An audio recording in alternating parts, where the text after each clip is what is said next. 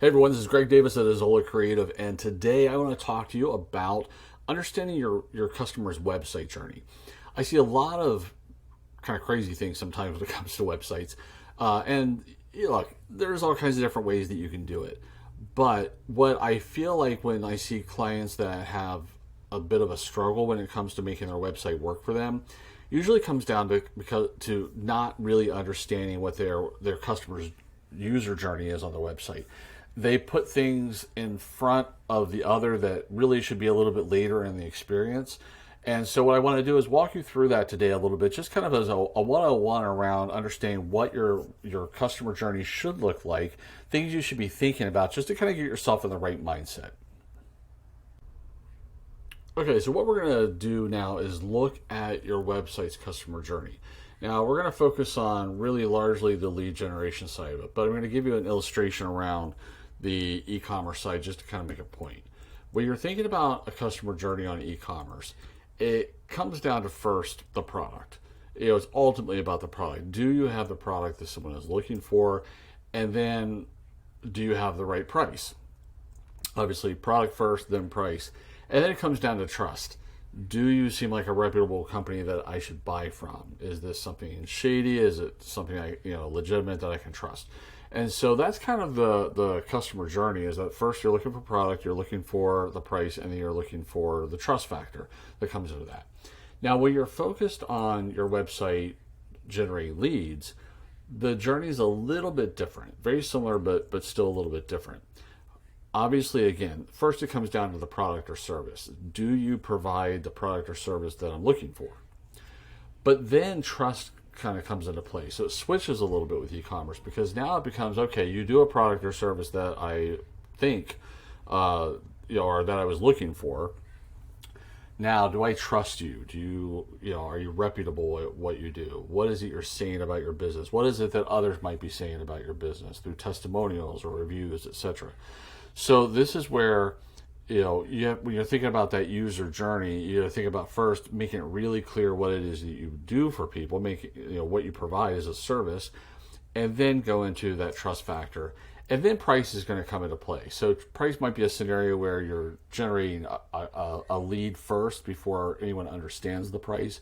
It could be something that you publicly display on the website, depending on your scenario as far as what you're doing. But these are the two differences when you start looking at kind of that customer journey: product, trust, price on the lead generation side.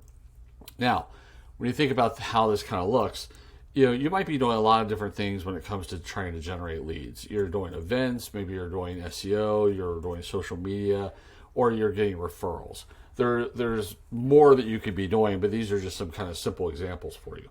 So what you need to do is you're hoping you can convert those into leads. But again, we have to think about that trust factor. So if you're getting referrals, your trust level is going to be higher already, because we all know word of mouth is a very, very strong form of marketing. So if someone tells you, hey, I've got a solution for you, then the part about the product and the service has already been vetted. And now it comes down to the trust. And so if someone's coming to you because of a referral, they're already a little bit more in the trust zone with you compared to what it would be if they just came through, an event or SEO or something like that. So that's just one thing for you to think about when it comes down to how that works. So sometimes if you're having like a lot of referral relationships, you might create a special landing page specifically for those referrals to be sent to. That way you have an opportunity to maybe have a little bit of a different message than what you might have on the other parts of your website. So if you don't have that trust, that's where communicating with prospects is going to come into play. And a lot of times that comes down to email marketing, which is a highly effective way to nurture potential customers. But what you need to do is you need to find ways to build trust. So that largely comes down to the content you develop, whether that be emails, blogs, other forms of communication that you might do, social media, etc. You're building that trust over time. So just to set some expectations, that trust gap can be longer. So again, in the e-commerce world, it comes down to I'm just buying something fast, quick, easy. which is why I always advocate for trying to model even your lead generation strategy. Try to model it as closely to e-commerce as you can, because you can convert faster. But just traditionally, when you're looking at it from a lead generation standpoint, is that it could take 3 to even 18 months before you're seeing those leads come in. It's okay, and obviously the work that you want to do is trying to get them to convert faster, get them to contact you faster. But when it comes to lead generation, sometimes people are kind of kicking the tires for a little while. And so they might sign up for your emails, and then they're getting your email letters, newsletters, or just promotions that you're doing. They might follow you on social media, and so they're seeing, do they like the things that you say? Do they kind of believe you? They might be meeting you at different events, and that's reinforced by what you're doing from an email standpoint or a blog or whatever. So there's just different things you have to do with content in order to nurture them. So just know that that trust might take longer, but that's why you need to funnel more and more people in, because when you're looking at this, you're thinking about your conversion rates. So again, let's say we're doing all these different events, different things to promote the business, and it's generating a bunch of different people that are coming to the website. And so again, we want to convert those into leads, but not all of them are going to become leads. That's why you have to look at what your conversion rate is, because some of them are going to become leads, and some of them are going to contact you right away, and they're going to want to do business right away. Others are going to take longer to get there. So again, that's why that nurturing is happening in the background via your blog or email or social post, whatever it is you might be doing, so that you can try to get more of those people that are paying attention, and they're sort of, they're listening to you, but they're just not quite ready yet to actually do business with you. So you want to look at what your conversion rates are on the website, so that you understand just how much traffic do you actually need to get to your website in order to generate enough leads for your business. Now, this is, as of making this video, just some stats around what conversion rates are by industry.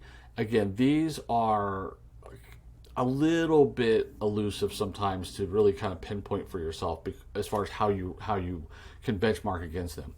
Because what you have to realize is that when a lot of studies are done around anything from conversion rate optimization or CR rates, they're averaging really highly successful giant businesses, as well as really small mom and pops that might make the charts as far as that goes, that are being measured. So you're looking at something that has a very wide range of scope.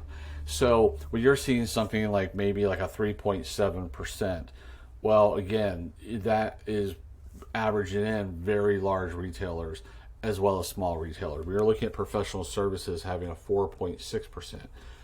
That is, again, ranging really high level professional services down to lower, smaller sized businesses. So you need to know that you kind of have to be a little bit conservative in the way that you estimate on your own what that might be. Now, rather than estimate, it'd be better for you to actually know that. So if you're not already using analytics tools, you need to start. The most common that people use is using something like Google Analytics. It's a free program that you can add onto your website, and it will tell you a whole lot of information. But here's one of the things when it comes to looking at your conversion rates, is that you have the ability to set up goals. And so you see in this example, they don't have any goals set, so they don't have a conversion rate. So even though when you look at their traffic, it's saying they have 9,000 visitors, but there's no conversion rate, because they haven't set that up as a goal. And so what you want to do is you want to be sure that you are measuring that, because again, that'll help you understand, what do I need to do to generate more traffic based on the math that goes into what that conversion rate actually looks like.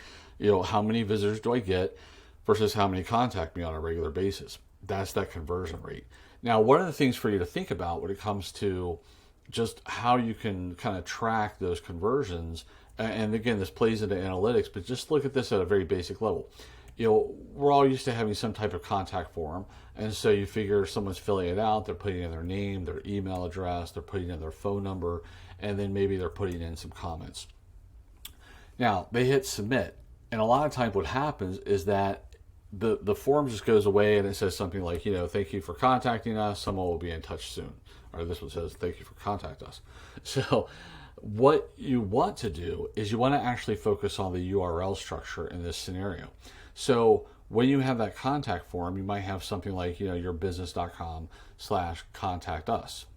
So what you want to have happen is that after they hit submit, they're going to go to a thank you page. So in this example would be yourbusiness.com/thank you. This gives you the ability to put a conversion goal into that analytics so that you could say, okay, I need to know how many people go to the thank you page. That is going to be a page that the only way you get there is because you completed a form somewhere on the website. So now you can look at all that overall traffic and how many people came to your thank you page. Now you start to build a conversion rate that you can trust because you understand the only way someone got there was from that. Now you could build multiple thank you pages. You could do this to measure all kinds of different pages across the site. So it doesn't just have to be a one and done as far as like the contact us. If you have different landing pages, different ways that people are converting, it all comes down to having some type of goal set up in your analytics so that you're able to track that conversion rate. So this is how you're going to start to get better at really looking at kind of the user experience and understanding more of that user experience. Instead of it being guesswork, you're using some of these practices and tactics and tools in order to actually tell a better story for yourself so that you can make smarter marketing decisions. Hey everyone, thank you for watching. If you found this video helpful, please like and share it with your friends and colleagues. Be sure to subscribe to this channel and don't forget to leave a comment.